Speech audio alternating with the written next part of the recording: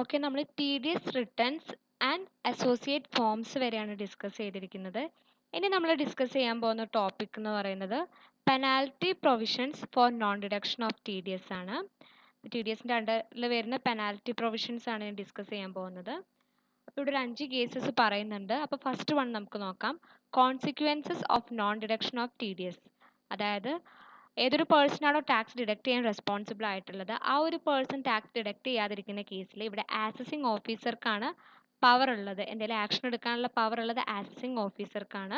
ഇപ്പോൾ ആസസിങ് ഓഫീസർ എന്താ ചെയ്യാന്ന് വിചാരിച്ചാൽ എക്സ്പെൻഡിച്ചറിനെ അതിന് ടാക്സബിൾ പ്രോഫിറ്റ് അസർട്ടൈൻ ചെയ്യുന്നതിൽ നിന്നും ഡിസലോ ചെയ്യും. ആസസിങ് ഓഫീസർ എക്സ്പെൻഡിച്ചറിനെ അതിന് ടാക്സബിൾ പ്രോഫിറ്റ് അസർട്ടൈൻ ചെയ്യുന്നതിൽ നിന്നും ആസസിങ് ഓഫീസർ ഡിസലോ ചെയ്യും. ഇനി സെക്കൻഡ് കേസ് പറയുന്നത് ലേറ്റ് ഡിഡക്ഷൻ ഓഫ് TDS ആണ്. നമ്മൾ TDS പേയ്മെൻറ്റ്സ് നടത്തുന്ന ടൈമിൽ തന്നെയായിരിക്കും TDS ഡിഡക്റ്റ് ചെയ്യുക. In case TDS deductions late ആയി പോയാൽ 1% പെർ മന്ത് ഇൻട്രസ്റ്റ് അവിടെ ആസസി പേ ചെയ്യേണ്ടി വരും. TDS ഡിഡക്ഷൻ ലേറ്റ് ആയാൽ 1% പെർ മന്ത് ഇൻട്രസ്റ്റ് ആസസി പേ ചെയ്യണം. ഇവിടെ ഒരു എക്സാമ്പിൾ പറയുന്നുണ്ട്. ഇവിടെ ABC കമ്പനി 20,000 രൂപേൻ്റെ മുകളിലാണ് ടാക്സ് ഡിഡക്റ്റ് ചെയ്യേണ്ടത്. അത് 15th ജൂലൈയിലായിരുന്നു ടാക്സ് ഡിഡക്റ്റ് ചെയ്യേണ്ടത്. പക്ഷേ ഡിഡക്റ്റ് ചെയ്തത് 1st ഓഗസ്റ്റിലായിരുന്നു. അപ്പോൾ ഈ ഒരു കേസിൽ ഈ 20,000 രൂപേൻ്റെ മുകളിൽ 1% ഇൻട്രസ്റ്റ് നമ്മൾ കാണണം. അപ്പോൾ 20,000ൻ്റെ 1% എന്ന് പറയുന്നത് 200 രൂപ. ആ 200 രൂപയായിരിക്കും ആസസി പേ ചെയ്യേണ്ടി വരിക. അപ്പോൾ ലേറ്റ് ഡിഡക്ഷൻ ഓഫ് TDSൻ്റെ കേസിൽ 1% പെർ മന്ത് ഇൻട്രസ്റ്റ് പേ ചെയ്യേണ്ടി വരും. ഇനി സെക്കൻഡ് കേസ് പറയുന്നത് ലേറ്റ് പേയ്മെൻറ്റ് ഓഫ് TDS ആണ്. നേരത്തെ ലേറ്റ് ഡിഡക്ഷൻ ഓഫ് TDS ആണ് പറഞ്ഞത്. ഇനി ലേറ്റ് പേയ്മെൻറ്റ് ഓഫ് TDS ആണ്. ഈ ഒരു കേസിൽ എന്താണെന്ന് വിചാരിച്ചാൽ ഇപ്പോൾ TDS പേയ്മെൻറ്റ് ഗവൺമെൻറ്റിലേക്ക് TDS പേ ചെയ്യാൻ ലേറ്റ് ആയി കഴിഞ്ഞാൽ TDS ഗവൺമെൻറ്റിലേക്ക് പേ ചെയ്യുന്നതിൻ്റെ ഡ്യൂ ഡേറ്റ് എന്ന് പറയുന്നത് on or before 7th of the next month ആണ്. അപ്പോൾ ഈ ഒരു കേസിൽ ലേറ്റ് ആയി കഴിഞ്ഞാൽ 1.5% പെർ മന്ത് ആയിരിക്കും ഇൻട്രസ്റ്റ്.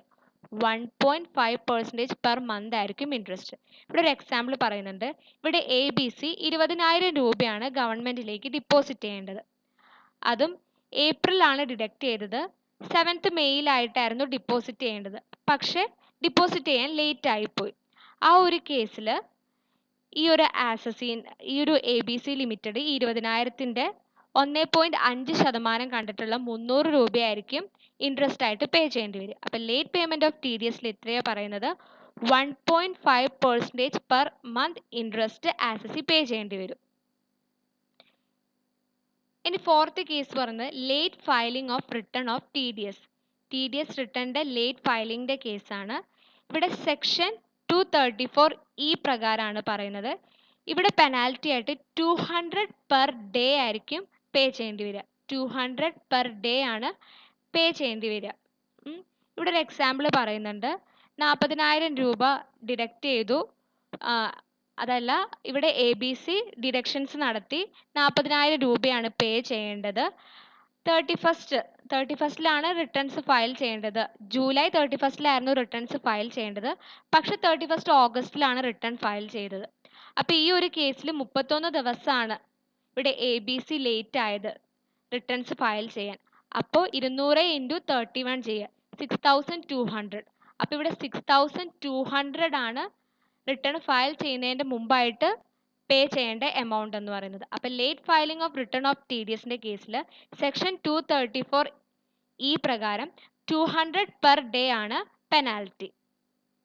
ഇനി അടുത്ത കേസ് പറയുന്നത് penalty for late filing of TDS return. ഇവിടെ ആസസിങ് ഓഫീസർ ആയിരിക്കും ഈ റിട്ടേൺസ് ഫയൽ ചെയ്യാൻ ലേറ്റ് ആവുന്ന പേഴ്സൻ്റെ അടുത്ത് പെനാൽറ്റി പേ ചെയ്യാൻ പറയുന്നത്. ഇവിടെ 10,000 രൂപ മുതൽ മിനിമം 10,000 തൊട്ട് 1,00,000 വരെയാണ് പെനാൽറ്റി എന്ന് പറയുന്നത്. ഈ ഒരു സെക്ഷനിലുള്ള പെനാൽറ്റി എന്ന് പറയുന്നത് നമ്മൾ നേരത്തെ ഡിസ്കസ് ചെയ്ത പെനാൽറ്റി ഇല്ലേ 200 പെർ ഡേ, ആ 200 പെർ ഡേൻ്റെ അഡീഷൻ ആയിട്ടാണ് ഈ ഒരു പെനാൽറ്റി എന്ന് പറയുന്നത്. അതേപോലെ നമ്മൾ TDS റിട്ടേൺസ് ഫയൽ ചെയ്തത് ഇൻകറക്റ്റ് ആണെങ്കിലും ഈ ഒരു പെനാൽറ്റി പേ ചെയ്യേണ്ടി വരും. അണ്ടർ സെക്ഷൻ 234E പറഞ്ഞ പ്രകാരമുള്ള പെനാൽറ്റി പേ ചെയ്യേണ്ടി വരും. ഇനി next topic how to know the deducted T D S amount. എങ്ങനെയാണ് നമുക്ക് T D S amount deduct ചെയ്തിട്ടുണ്ടോ ഡിഡക്റ്റ് ചെയ്തിട്ടില്ലേ എന്ന് ഓൺലൈനായിട്ട് അറിയാൻ നോക്കാം. അപ്പോൾ ഇവിടെ 4 സ്റ്റെപ്സ് പറയുന്നുണ്ട്. അപ്പോൾ ഫസ്റ്റ് സ്റ്റെപ്പിൽ പറയുന്നത് ഇൻകം ടാക്സ് ഡിപ്പാർട്ട്മെൻറ്റ് ഓഫ് ഇന്ത്യൻ്റെ ഒഫീഷ്യൽ വെബ്സൈറ്റ് വിസിറ്റ് ചെയ്യുക. അതിൽ register as a new user എന്ന ഓപ്ഷൻ സെലക്ട് ചെയ്യുക. സെക്കൻഡ് പറയുന്നത് permanent account number details enter ചെയ്യുക, എന്നിട്ടൊരു പാസ്വേഡ് ജനറേറ്റ് ചെയ്യുക. തേർഡ് സ്റ്റെപ്പ് പറയുന്നത് രജിസ്റ്റേർഡ് ഐ ഡിയും പാസ്വേഡും വെച്ചിട്ട് ലോഗിൻ ചെയ്യുക. അതിനുശേഷം view the tax credit statement എന്ന ഓപ്ഷൻ ക്ലിക്ക് ചെയ്യുക, സെലക്ട് ചെയ്യുക. അപ്പോൾ ഈ view the tax credit statement option എടുത്തു കഴിഞ്ഞാൽ അത് ഫോം 26A സ്റ്റേറ്റ്മെൻ്റ് ആണ്. അത് എടുത്തു കഴിഞ്ഞാൽ T D S deduction reports ഒക്കെ ഡീറ്റെയിൽ ആയിട്ട് ഉണ്ടായിരിക്കും. ഫോർത്ത് സ്റ്റെപ്പിൽ പറയുന്നത് ഈ വെബ്സൈറ്റ് നമ്മളൊരു പേജിലേക്ക് റീഡയറക്റ്റ് ചെയ്യും. T D S reconciliation analysis and correction enabling system. അപ്പോൾ ഈ വെബ്സൈറ്റ് നമ്മൾ വേറൊരു പേജിലേക്ക് റീഡയറക്റ്റ് ചെയ്യും. ആ ഒരു പേജിൽ ടാക്സ് പേയേഴ്സിൻ്റെ ടാക്സ് ലയബിലിറ്റി ഡീറ്റെയിൽസും tax deducted at source details, advance tax pay details, പിന്നെ ടാക്സുമായി ബന്ധപ്പെട്ടിട്ടുള്ള വേറെ ഇൻഫോർമേഷൻസ് ഒക്കെ ഉണ്ട്. അപ്പോൾ ഇങ്ങനെയാണ് നമ്മൾ ടി ഡി എസ് ഡിഡക്റ്റ് ചെയ്തത് ഓൺലൈനായിട്ട് വ്യൂ ചെയ്യുക. ഇനി അടുത്ത topic refund and non reduction of the applicable amount. അടുത്ത topic refund and non reduction of the applicable amount. ഇവിടെ പറയുന്നത് എന്താ വെച്ചാൽ ഇപ്പോൾ ടാക്സ് പേയേഴ്സ് കൂടുതലായിട്ട് ടാക്സ് പേ ചെയ്തിട്ടുണ്ടെങ്കിൽ ആ ടാക്സ് പേയർക്ക് റീഫണ്ടിന് വേണ്ടിയിട്ട് ക്ലെയിം ചെയ്യാം. ടാക്സ് പേയർ കൂടുതലായിട്ട് ടാക്സ് പേ ചെയ്തിട്ടുണ്ടെങ്കിൽ റീഫണ്ടിന് വേണ്ടിയിട്ട് ക്ലെയിം ചെയ്യാം. ഇവിടെ ഒരു എക്സാമ്പിൾ പറയുന്നുണ്ട്. അതായത് മിസ്റ്റർ പോൾ ഒരു 40,000 രൂപേൻ്റെ ഇൻവോയ്സ് പ്രസൻറ്റ് ചെയ്തു. ഈ ഒരു പ്രസൻറ്റ് ചെയ്ത ഇൻവോയ്സിന് എഗെയിൻസ്റ്റ് ആയിട്ട് പോളിന് 2% ടാക്സ് ഡിഡക്റ്റ് ചെയ്തിട്ടുള്ള 39,200 രൂപയാണ് കിട്ടുന്നത്. പക്ഷേ സെക്ഷൻ 194C പ്രകാരം ഈ പോളിന് 1% ടാക്സ് ലയബിലിറ്റിയേ വരുന്നുള്ളൂ. 1% ടാക്സ് മാത്രം ഡിഡക്റ്റ് ചെയ്താൽ മതി. പക്ഷെ ഇവിടെ 2% ടാക്സ് ആണ് ഡിഡക്റ്റ് ചെയ്തത്. അപ്പോൾ ഈ ഒരു കേസിൽ പോളിന് റീഫണ്ടിന് വേണ്ടിയിട്ട് ബാലൻസ് എമൗണ്ടിൻ്റെ റീഫണ്ടിന് വേണ്ടിയിട്ട് ക്ലെയിം ചെയ്യാം. അപ്പോൾ ഫസ്റ്റ് കേസ് ഇതാണ്, in case tax pair more tax pay ചെയ്തിട്ടുണ്ടെങ്കിൽ. ഇനി സെക്കൻഡ് കേസ് പറയുന്നത് ഈ ഒരു ഇൻഡിവിജ്വലിൻ്റെ ആനുവൽ ഇൻകം എന്ന് പറയുന്നത് ടാക്സബിൾ ലിമിറ്റിൻ്റെ ബിലോ ആണ് വരുന്നതെങ്കിൽ ആ ഒരു ഇൻഡിവിജ്വലിന് 0 ഡിഡക്ഷന് വേണ്ടിയിട്ട് റിക്വസ്റ്റ് ചെയ്യാം. ഇതിന് 2 ഡിഫറെൻറ്റ് മെത്തേഡ്സ് ആണുള്ളത്. ഒന്ന് പറയുന്നത് ഈ ഇൻഡിവിജ്വലിന് അവരുടെ ആനുവൽ ഇൻകം എന്ന് പറയുന്ന ടാക്സബിൾ ലിമിറ്റിൻ്റെ താഴെയാണ്, ബിലോ ആണെന്ന് പറഞ്ഞിട്ട് ഡിക്ലെയർ ചെയ്യുക. അതെങ്ങനെയാ വെച്ചാൽ form 15G or form 15H submit ചെയ്താൽ മതി. Form 15G or form 15H submit ചെയ്യണം. അത് സബ്മിറ്റ് ചെയ്ത് കഴിഞ്ഞാൽ ഈ ഇൻഡിവിജ്വലിൻ്റെ ടാക്സ് ഡിഡക്റ്റ് ചെയ്യില്ല. ഈ ഫോംസ് പക്ഷേ എവറി ഇയർ ഈ ഫോം സബ്മിറ്റ് ചെയ്യണം. ഇനി സെക്കൻഡ് കേസ് പറയുന്നത് ഇൻഡിവിജ്വലിന് അവരുടെ ഇൻകത്തിൽ നിന്നും ടാക്സ് ഡിഡക്റ്റ് ചെയ്യുന്ന ലോവർ റേറ്റിലാക്കി കിട്ടാൻ വേണ്ടിയിട്ട് അപ്ലൈ ചെയ്യാം. ടാക്സ് ഡിഡക്റ്റ് ചെയ്യുന്ന ലോവർ റേറ്റിലാവാൻ വേണ്ടിയിട്ട് അപ്ലൈ ചെയ്യാം. ഇവിടെ ഫോം 13 ആയിരിക്കും സബ്മിറ്റ് ചെയ്യേണ്ടത്. ഫോം 13 സബ്മിറ്റ് ചെയ്യണം. അങ്ങനെ സബ്മിറ്റ് ചെയ്താൽ ലോവർ റേറ്റിൽ ടാക്സ് ഡിഡക്റ്റ് ചെയ്തിട്ട് കിട്ടും. അപ്പോൾ ഈ ഒരു കേസ് പറയുന്നത് ഇൻഡിവിജ്വൽസ് ടാക്സബിൾ ലിമിറ്റിൻ്റെ ബിലോ ആണ് ആനുവൽ ഇൻകം വരുന്ന കേസാണ് പറഞ്ഞത്. അപ്പോൾ ഇവിടെ 2 മെത്തേഡ്സ് ആണ്. ഒന്ന് ടാക്സിൽ നിന്നും എക്സംപ്റ്റഡ് ആവാൻ വേണ്ടിയിട്ട് form 15G or form 15H submit ചെയ്യണം എല്ലാ വർഷം. സെക്കൻഡ് പറയുന്നത് ലോവർ റേറ്റിൽ ടാക്സ് ഡിഡക്റ്റ് ചെയ്യാൻ വേണ്ടിയിട്ട് ഫോം 13 സബ്മിറ്റ് ചെയ്യണം. അപ്പം നമ്മുടെ ടി ഡി എസിൻ്റെ അണ്ടറിൽ വരുന്ന കാര്യങ്ങളൊക്കെ കഴിഞ്ഞു. ഇനി നെക്സ്റ്റ് പറയുന്നത് ടാക്സ് കളക്റ്റഡ് അറ്റ് സോഴ്സ് ആണ്. Tax collected at source TCS. TCS പറഞ്ഞാൽ എന്താ വെച്ചാൽ ഒരു സെല്ലർ ബയർക്ക് ഗുഡ്സ് സെല്ല് ചെയ്യുമ്പോൾ ബയറിൽ നിന്നും കളക്ട് ചെയ്യുന്ന ടാക്സ് ആണ് ടാക്സ് കളക്റ്റഡ് അറ്റ് സോഴ്സ് എന്ന് പറയുന്നത്. ഒരു സെല്ലർ ബയർക്ക് ഗുഡ്സ് സെല് ചെയ്യുമ്പോൾ ബയറിൽ നിന്നും കളക്ട് ചെയ്യുന്ന ടാക്സ് ആണ് ടാക്സ് കളക്റ്റഡ് അറ്റ് സോഴ്സ് എന്ന് പറയുന്നത്. ഇനി ഇതിൽ വരുന്ന അടുത്ത ടോപ്പിക് പറഞ്ഞാൽ when and who is liable to collect TCS in GST. GSTൻ്റെ കേസിൽ ആരാണ് TCS കളക്ട് ചെയ്യാൻ ലയബിൾ ആയിട്ടുള്ളതെന്നാണ്. GSTൻ്റെ കേസിൽ ഇ-കൊമേഴ്സ് ഓപ്പറേറ്റേഴ്സ് ആണ് TCS കളക്ട് ചെയ്യാൻ ലയബിൾ ആയിട്ടുള്ളത്. TCS ഇത് ആരിൽ നിന്നാണ് കളക്ട് ചെയ്യുന്നതെന്ന് വെച്ചാൽ സപ്ലയേഴ്സ് ഇല്ലേ, അതായത് ഈ ഇ-കൊമേഴ്സ് പ്ലാറ്റ്ഫോം യൂസ് ചെയ്തിട്ട് ഗുഡ്സ് ആൻഡ് സർവീസസ് സപ്ലൈ ചെയ്യുന്ന സപ്ലയേഴ്സിന് കൊടുക്കുന്ന പേയ്മെൻറ്റ്സിൽ നിന്നുമായിരിക്കും ഇ-കൊമേഴ്സ് ഓപ്പറേറ്റേഴ്സ് ടാക്സ് കളക്ട് ചെയ്യുക. ഇനി ഈ ഇ-കൊമേഴ്സ് ഓപ്പറേറ്റേഴ്സ് ടാക്സ് കളക്ട് ചെയ്യുന്ന രണ്ട് ഇവൻറ്റ്സ് പറയുന്നുണ്ട്. ഒന്ന് പറയുന്നത് ആക്ച്വൽ സപ്ലയേഴ്സിൻ്റെ അക്കൗണ്ട്സിലെ എമൗണ്ട് ക്രെഡിറ്റ് ആവുന്ന ടൈമിൽ, ക്രെഡിറ്റ് ആവുന്ന ടൈമിൽ. സെക്കൻഡ് കേസ് പറയുന്നത് സപ്ലയേഴ്സിന് പേയ്മെൻറ്റ്സ് നടത്തുന്ന ടൈമിൽ. അപ്പോൾ ഈ രണ്ട് ടൈമിലാണ് ടാക്സ് കളക്ട് ചെയ്യുക. ഇതിൽ ഏതാണ് ഏർലിയർ ആയിട്ട് നടക്കുന്നത് വിചാരിച്ചാൽ ആ ഒരു ടൈമിലായിരിക്കും ടാക്സ് കളക്ട് ചെയ്യുക. ഇനി അടുത്ത സെക്ഷൻ 206(c)യിൽ വരുന്ന കേസാണ് പറയുന്നത്. TCSന്റെ സെക്ഷൻ 206(c)യിൽ വരുന്ന കേസാണ് പറയുന്നത്. ദി ഇൻകം ടാക്സ് ആക്ട് 1961 വരുന്ന സെക്ഷൻ 206(c) പ്രൊവിഷനാണ് ഇവിടെ പറയുന്നത്. ഒരു സ്പെസിഫൈഡ് സെല്ലർ സ്പെസിഫൈഡ് ഗുഡ്സ് ഒരു സ്പെസിഫൈഡ് ബയർക്ക് സെല്ല് ചെയ്യുമ്പോൾ ആ സ്പെസിഫൈഡ് സെല്ലർ സ്പെസിഫൈഡ് റേറ്റിലായിരിക്കും ടാക്സ് കളക്ട് ചെയ്യുക. ഒരു specified seller specified goods specified ബയർക്ക് സെല്ല് ചെയ്യുമ്പോൾ സ്പെസിഫൈഡ് റേറ്റിലായിരിക്കും ടാക്സ് കളക്ട് ചെയ്യുക. ഇവിടെ സെല്ലറാണ് ടാക്സ് കളക്ട് ചെയ്യാൻ ലയബിൾ ആയിരിക്കുന്നത്. സെല്ലർ ടാക്സ് കളക്ട് ചെയ്യുന്ന ഡേറ്റ്സ് ഏതൊക്കെയാണ് പറഞ്ഞിരിക്കുന്നത്. ഒന്ന് പറയുന്നത് ബയറിൻ്റെ അക്കൗണ്ടിൽ എമൗണ്ട് ഡെബിറ്റ് ആവുന്ന ടൈമിൽ, പിന്നെ പറയുന്നത് ബയർ ക്യാഷ് ആയിട്ടോ ചെക്കായിട്ടോ, ബയറിൽ നിന്ന് ക്യാഷ് ആയിട്ടോ ചെക്കായിട്ടോ ഡ്രാഫ്റ്റ് ആയിട്ടോ അല്ലെങ്കിൽ ഏതെങ്കിലും അതർ മോഡായിട്ടോ എമൗണ്ട് റിസീവ് ചെയ്യുന്ന ടൈമിൽ. ഒന്ന് ബയറിൻ്റെ അക്കൗണ്ട് ഡെബിറ്റ് ആവുന്ന ടൈമിൽ, പിന്നെ ബയറിൽ നിന്ന് ക്യാഷ് ആയിട്ടോ ചെക്കായിട്ടോ ഡ്രാഫ്റ്റ് ആയിട്ടോ അല്ലെങ്കിൽ ഇനി അതർ മോഡിലോ ആയിട്ടോ എമൗണ്ട് റിസീവ് ചെയ്യുന്ന ടൈമിൽ. ഇതിൽ ഏതാണോ ഏർലിയർ ആയിട്ട് ഹാപ്പൻഡ് ആവുന്നത് ആ ഒരു കേസിലായിരിക്കും സെല്ലർ ടാക്സ് കളക്ട് ചെയ്യുക. ഇനി അടുത്തത് പറയുന്നത് goods covered under TCS provisions and rates applicable to them ആണ്. TCS പ്രൊവിഷൻ്റെ കേസിൽ കവർ ചെയ്യുന്ന ഗുഡ്സ് ഏതൊക്കെയാണ്. ഇവിടെ ഒരു മെയിനായിട്ടൊരു കാര്യം പറയുന്നത് എന്താ വെച്ചാൽ ട്രേഡിംഗ് പേർപ്പസിന് പർച്ചേസ് ചെയ്യുന്ന ഗുഡ്സിൻ്റെ മുകളിൽ മാത്രമേ ഈ TCS കളക്ട് ചെയ്യുള്ളൂ. ട്രേഡിംഗ് പേർപ്പസിന് വേണ്ടി ഗുഡ്സ് വാങ്ങുമ്പോൾ മാത്രമേ TCS കളക്ട് ചെയ്യുള്ളൂ. ഈ മാനുഫാക്ചറിങ്, പ്രോസസ്സിങ്, പ്രൊഡക്ഷൻ പേർപ്പസിനൊക്കെ വേണ്ടിയിട്ട് ഗുഡ്സ് യൂട്ടിലൈസ് ചെയ്യുന്നതിനൊന്നും TCS കളക്ട് ചെയ്യില്ല. ഓക്കെ, ഇനി TCSൻ്റെ അണ്ടറിൽ വരുന്ന സ്പെസിഫൈഡ് ഗുഡ്സും സ്പെസിഫൈഡ് റേറ്റ്സും ആണ്. അപ്പോൾ ആദ്യം സെക്ഷൻ 206(c) സബ്സെക്ഷൻ 1 വരുന്നതാണ് സെയിൽ ഓഫ് ഗുഡ്സ്. അപ്പോൾ ഫസ്റ്റ് വൺ പറയുന്നത് alcoholic liquor made for human consumption 1%. ഇവിടെ സ്പെസിഫൈഡ് ഗുഡ്സ് സ്പെസിഫൈഡ് റേറ്റ്സാണ് കൊടുത്തിരിക്കുന്നത്.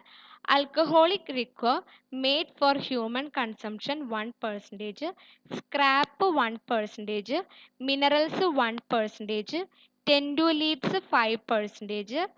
ടെൻഡുലീപ്സ് എന്ന് പറയുമ്പോൾ ഈ ബീഡിയൊക്കെ ഉണ്ടാക്കാൻ വേണ്ടി യൂസ് ചെയ്യുന്ന ലീപ്സ് ആണ്. Tendu leaves 5%, timber got under the forest lease 2.5%, പിന്നെ timber got under other mode, forest ലീസിലൂടെ അല്ലാതെ ടിമ്പർ ഗോട്ട് ചെയ്തിട്ട് കിട്ടിയിട്ടുണ്ടെങ്കിൽ 2.5% ആണ് റേറ്റ്.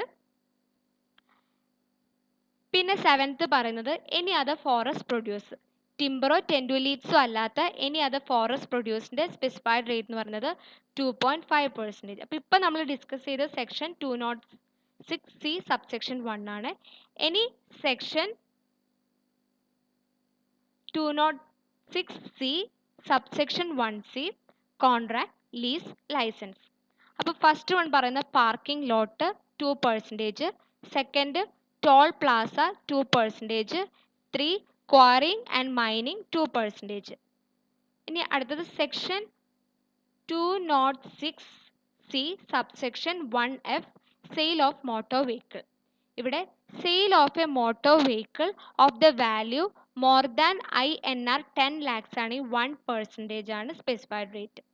ഇനി ഇവിടെ നോട്ട് ചെയ്യേണ്ട പോയിന്റ്സ് ഒന്ന് പറയുന്നത് ബയർ മാനുഫാക്ചറിങ്, പ്രോസസ്സിങ് അല്ലെങ്കിൽ പ്രൊഡക്ഷൻ പർപ്പസിന് വേണ്ടിയിട്ടാണ് ഗുഡ്സ് പർച്ചേസ് ചെയ്തതെങ്കിൽ TCS കളക്ട് ചെയ്യേണ്ട ആവശ്യമില്ല. ട്രേഡിംഗ് പർപ്പസിന് വേണ്ടിയിട്ടാണ് ഗുഡ്സ് പർച്ചേസ് ചെയ്തതെങ്കിൽ TCS കളക്ട് ചെയ്യും. പിന്നെ പറയുന്നത് ബയർ ഈ സ്പെസിഫൈഡ് ഗുഡ്സ് പർച്ചേസ് ചെയ്തത് പേഴ്സണൽ കൺസംഷന് വേണ്ടിയിട്ടാണെങ്കിൽ TCS കളക്ട് ചെയ്യില്ല.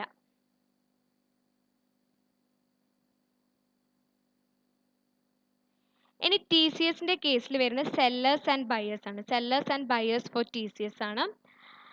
അപ്പോൾ ഇവിടെ കുറച്ച് സെല്ലേഴ്സും ബയേഴ്സും തന്നിട്ടുണ്ട്. അപ്പോൾ ഫസ്റ്റ് നമുക്ക് സെല്ലേഴ്സ് നോക്കാം. Sellers first central government, second state government, third local authority, fourth statutory corporation of authority, fifth company registered under companies act, sixth partnership firms, seventh cooperative society, eight any person or HUF who is subjected to an audit of accounts under Income Tax Act for a particular financial year. അപ്പോൾ ഈ eight persons, ഈ 8 പേരാണ് സെല്ലേഴ്സിൽ വരുന്നത്. ഇനി നമുക്ക് buyers നോക്കാം. ബയേഴ്സിൽ ഒന്ന് public sector companies, second central government, third state government, fourth embassy of high commission, fifth consulate and other trade representation of a foreign nation, sixth clubs such as sports club and social clubs. അപ്പോൾ ഇത്രയാണ് T C എസിൻ്റെ കേസിൽ വരുന്ന buyers and sellers. ഇനി next topic T C S payments and returns ആണ്. T C S payments and returns. അപ്പോൾ ഇതിൻ്റെ അണ്ടറിൽ ആദ്യത്തെ സെക്ഷനിൽ വരുന്നത് എയിൽ വരുന്നത് എന്തൊക്കെയാ വെച്ചാൽ ഇവരുടെ ഡ്യൂ ഡേറ്റ്സും കാര്യങ്ങളാണ്.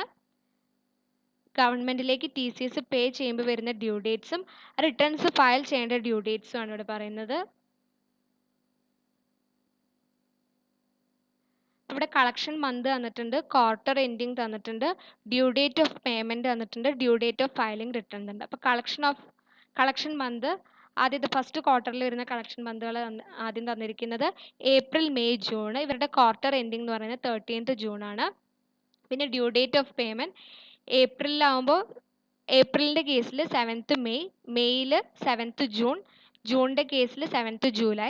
ഇവരുടെ due date of filing return എന്ന് പറയുന്നത് 15th ജൂലൈ ആണ്. ഇനി July, August, September second quarter. ഇവിടെ 13th സെപ്റ്റംബർ ആണ് ക്വാർട്ടർ എൻഡിങ് ടൈം എന്ന് പറയുന്നത്. ഇവരുടെ ഡ്യൂ ഡേറ്റ് പേയ്മെൻറ്റ്സ് നടത്തേണ്ട ഡ്യൂ ഡേറ്റ് എന്ന് പറയുന്നത് 7th ഓഗസ്റ്റ്, ജൂലൈൻ്റെ കേസിൽ 7th ഓഗസ്റ്റ്, ഓഗസ്റ്റിൻ്റെ കേസിൽ 7th സെപ്റ്റംബർ, സെപ്റ്റംബറിൻ്റെ കേസിൽ 7th ഒക്ടോബർ. ഇവരുടെ ഫയലിംഗ് റിട്ടേണിൻ്റെ ഡ്യൂ ഡേറ്റ് എന്ന് പറയുന്നത് 15th ഒക്ടോബർ ആണ്. ഇനി തേർഡ് ക്വാർട്ടർ ആണ് ഒക്ടോബർ, നവംബർ, ഡിസംബർ. ഇവരുടെ ക്വാർട്ടർ എൻഡിങ് പീരീഡ് എന്ന് പറയുന്നത് 31st ഡിസംബർ ആണ്. ഒക്ടോബറിൻ്റെ കേസിൽ 7th നവംബർ ആണ് പേയ്മെൻറ്റ് ഡ്യൂ ഡേറ്റ്, നവംബറിൻ്റെ കേസിൽ 7th ഡിസംബർ, ഡിസംബറിൻ്റെ കേസിൽ 7th ജാനുവരി. ഈ ഒരു കേസിൽ വരുന്ന ഫയലിംഗ് റിട്ടേണിൻ്റെ ഡ്യൂ ഡേറ്റ് എന്ന് പറയുന്നത് 15th ജാനുവരി ആണ്. ഇനി ഫോർത്ത് ക്വാർട്ടർ ജാനുവരി, ഫെബ്രുവരി, മാർച്ച്.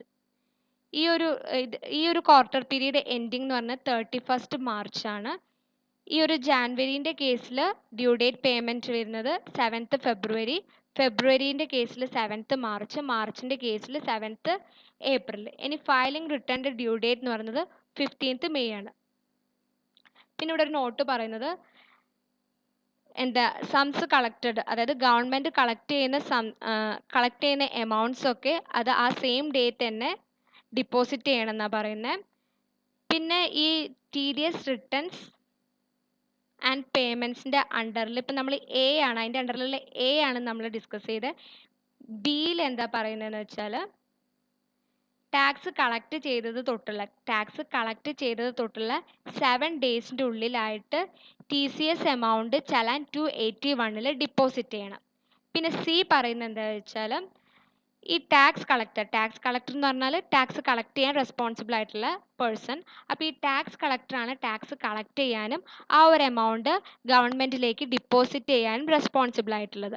അപ്പോൾ ഇൻ കേസ് ഈ ടാക്സ് കളക്ടർ ടാക്സ് കളക്ട് ചെയ്യാതിരിക്കുകയോ അല്ലെങ്കിൽ കളക്ട് ചെയ്ത ടാക്സ് ഡ്യൂ ഡേറ്റിൽ ഗവൺമെൻറ്റിലേക്ക് പേ ചെയ്യാതിരിക്കുകയാണെങ്കിൽ അവിടെ 1% പെർ മന്ത് ഇൻട്രസ്റ്റ് പേ ചെയ്യേണ്ടി വരും. 1% പെർ മന്ത് ഇൻട്രസ്റ്റ് പേ ചെയ്യേണ്ടി വരും. പിന്നെ അതേപോലെ എല്ലാ ടാക്സ് കളക്ടേഴ്സും T C S returns quarterly submit ചെയ്യണം. അത് ഫോം 27EQയിലാണ് സബ്മിറ്റ് ചെയ്യേണ്ടത്. T C S return form 27EQയിലാണ് സബ്മിറ്റ് ചെയ്യേണ്ടത്.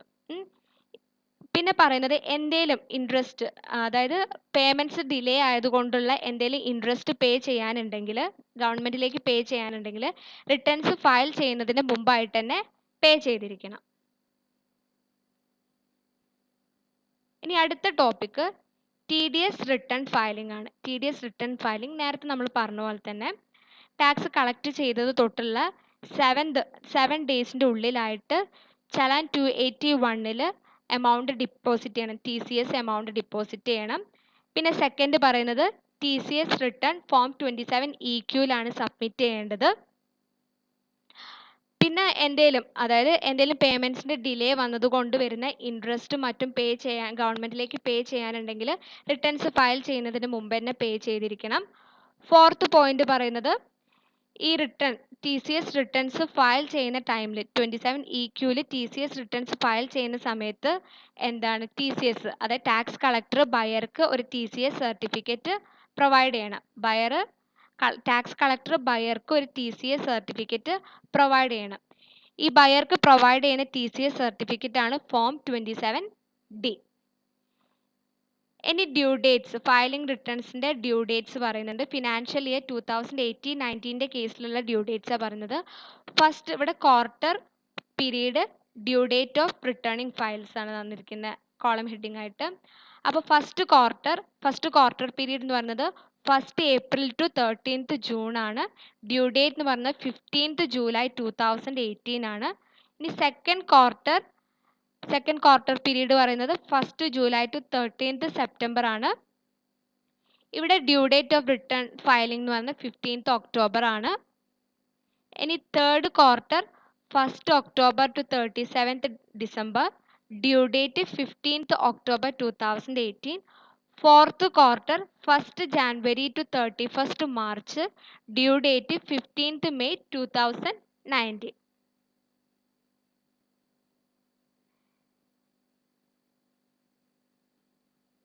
ഇനി next topic forms of TCS ആണ്.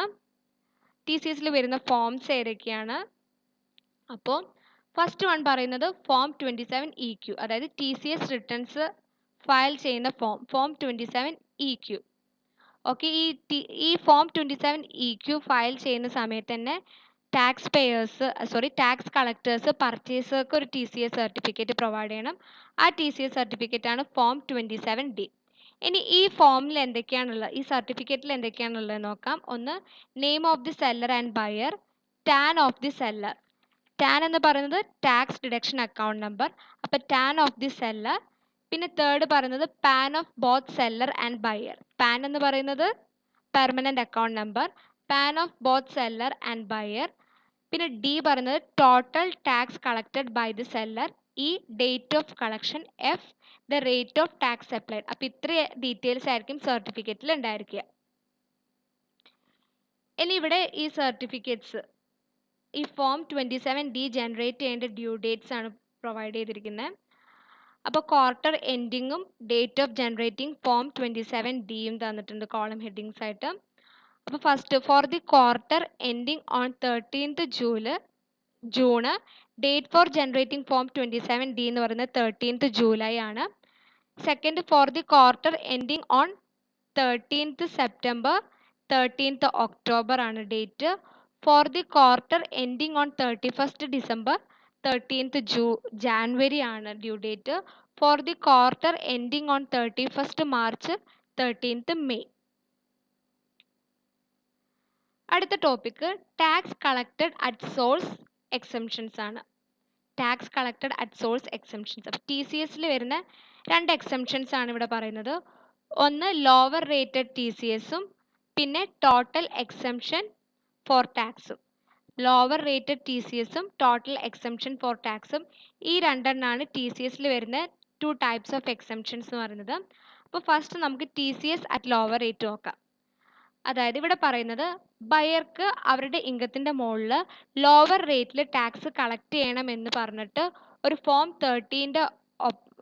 13 കൂടിയിട്ട് ആസസിങ് ഓഫീസർക്ക് അപ്ലൈ ചെയ്യാം. ആസസിങ് ഓഫീസർക്ക് ഇത് കൺവീൻസ് ആയി തോന്നിക്കഴിഞ്ഞാൽ ആസസിങ് ഓഫീസർ ഒരു സർട്ടിഫിക്കറ്റ് ഇഷ്യൂ ചെയ്യും. ആ സർട്ടിഫിക്കറ്റിൽ ലോവർ റേറ്റിൽ ടാക്സ് കളക്ട് ചെയ്യണമെന്ന് സ്പെസിഫൈ ചെയ്തിട്ടുണ്ടാവും. ഓക്കെ, അപ്പോൾ TCS അറ്റ് ലോവർ റേറ്റിൽ ഇതാണ്. ബയർക്ക് അവരുടെ ഇൻകത്തിൻ്റെ മുകളിൽ ലോവർ റേറ്റിൽ ടാക്സ് കളക്ട് ചെയ്യണമെന്ന് ആസസിങ് ഓഫീസർക്ക് ഒരു ഫോം 13 ഒപ്പം അപ്ലൈ ചെയ്യാം. ആസസിങ് ഓഫീസർക്ക് അത് കൺവീൻസ് ആയി കഴിഞ്ഞാൽ ആസസിങ് ഓഫീസർ ഒരു സർട്ടിഫിക്കറ്റ് അവിടെ ഇഷ്യൂ ചെയ്യും. അതിൽ ലോവർ റേറ്റിൽ ടാക്സ് കളക്ട് ചെയ്യുന്നതിനെ പറ്റി സ്പെസിഫൈ ചെയ്തിട്ടുണ്ടാവും. ഇനി സെക്കൻഡ് കേസ് പറയുന്നത് ടോട്ടൽ ടാക്സ് എക്സംഷൻ ആണ്. ടോട്ടൽ ടാക്സ് എക്സംഷൻ ഇവിടെ ബയർ ഒരു ഫോം 27C ഡിക്ലെയർ ചെയ്യണം. അതായത് ബയർ ടോട്ടൽ ടാക്സ് എക്സംഷന് എലിജിബിൾ ആണെന്ന്. ഇവിടെ ബയർ പ്രൂവ് ചെയ്യണം. അതായത് ബയർ പർച്ചേസ് ചെയ്യുന്ന ഗുഡ്സ് എന്ന് പറയുന്നത് പ്രോസസ്സിംഗ്, മാനുഫാക്ചറിങ് ആൻഡ് പ്രൊഡക്ഷൻ പർപ്പസിനാണ് യൂസ് ചെയ്യുന്നത്, ട്രേഡിംഗ് പർപ്പസിനല്ല യൂസ് ചെയ്യുന്നതെന്ന് പറഞ്ഞിട്ട് ഇവിടെ പ്രൂവ് ചെയ്യണം.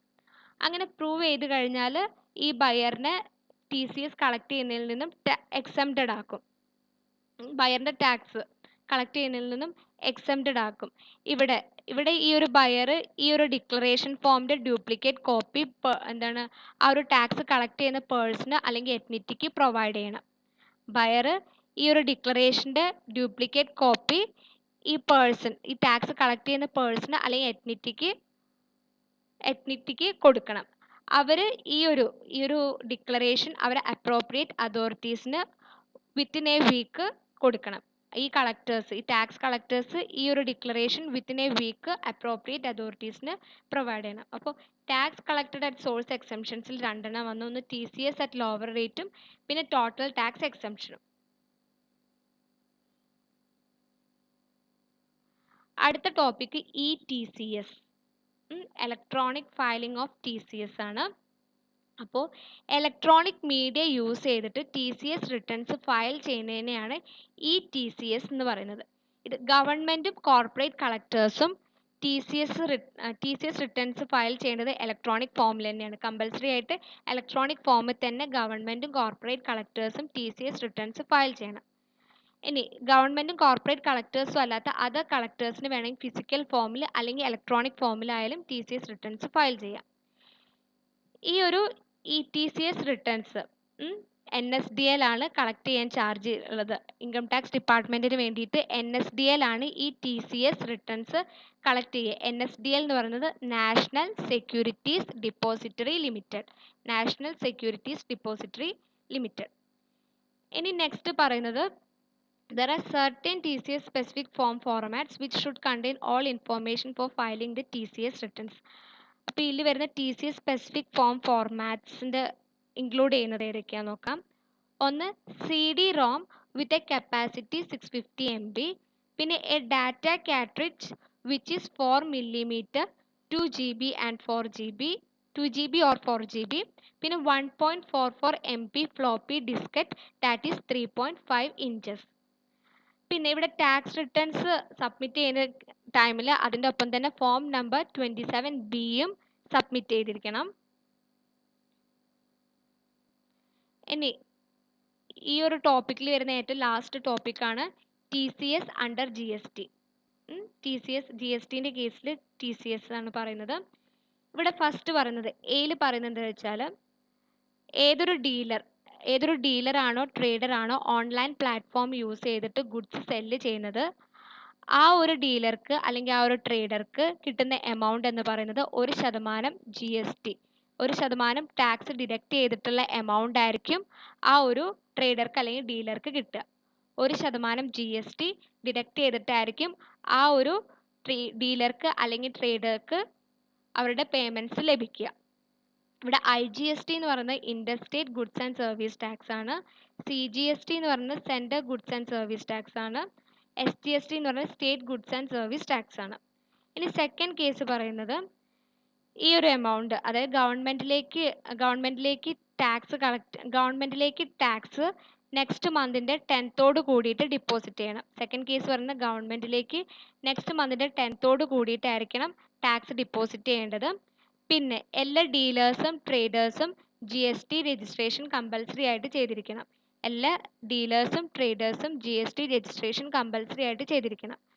പിന്നെ ലാസ്റ്റ് പോയിന്റ് പറയുന്നത് 1st October 2018 ഈ ഒരു പ്രൊവിഷൻ നിലവിൽ വന്നത്. 1st October 2018 ഈ ഒരു പ്രൊവിഷൻ നിലവിൽ വന്നത്. അപ്പോൾ TCS അണ്ടർ GSTയിൽ പറയുന്നത് ഗുഡ്സ് ഓൺലൈനായിട്ട് ഗുഡ്സ് സെല്ല് ചെയ്യുന്ന ഡീലേഴ്സും ട്രേഡേഴ്സിനും അവർക്ക് 1% ടാക്സ് ഡിഡക്റ്റ് ചെയ്തിട്ടുള്ള പേയ്മെൻറ്റ്സ് ആയിരിക്കും ലഭിക്കുക. പിന്നെ ഗവൺമെൻറ്റിലേക്ക് ഈ ഒരു എമൗണ്ട് നെക്സ്റ്റ് മന്തിൻ്റെ 10th കൂടിയിട്ട് ഡിപ്പോസിറ്റ് ചെയ്തിരിക്കണം. പിന്നെ എല്ലാ ഡീലേഴ്സും ട്രേഡേഴ്സും GST രജിസ്ട്രേഷൻ കമ്പൽസറി ചെയ്തിരിക്കണം. ഈ ഒരു പ്രൊവിഷൻ 1st October 2018 നിലവിൽ വന്നത്. ഇനി ഇവിടെ ഒരു എക്സാമ്പിൾ പറയുന്നുണ്ട്. മിസ്റ്റർ രാജ് എന്ന് പറയുന്നത്, mister Raj is A trader who cells clothes online on Flipkart. He receives an order of rupees 10,000 inclusive of commission. Flipkart would thus be deducting tax for rupees 100. അതായത് ഇവിടെ മിസ്റ്റർ രാജ് ഒരു ട്രേഡർ ആണ്. ഇവിടെ ഓൺലൈനിലൂടെയാണ് ഈ രാജ് ക്ലോത്ത്സ് സെല് ചെയ്യുന്നത്. അപ്പോൾ രാജിന് ഒരു 10,000 രൂപേൻ്റെ ഓർഡർ റിസീവ് ചെയ്തു. അപ്പോൾ ഈ ഫ്ലിപ്കാർട്ട് എന്താണ് രാജിന് 10,000-ൽ നിന്നും 1% കണ്ടിട്ട് 100 രൂപ, അപ്പോൾ 10,000-ൽ നിന്നും 100 കുറച്ചിട്ടുള്ള എമൗണ്ട് ആയിരിക്കും രാജിന് പ്രൊവൈഡ് ചെയ്യുക. അപ്പോൾ ഇത്രയാണ് നമ്മുടെ ഈ ഒരു ടോപ്പിക്കിൽ വരുന്നത് TDS ആൻഡ് TCSൻ്റെ.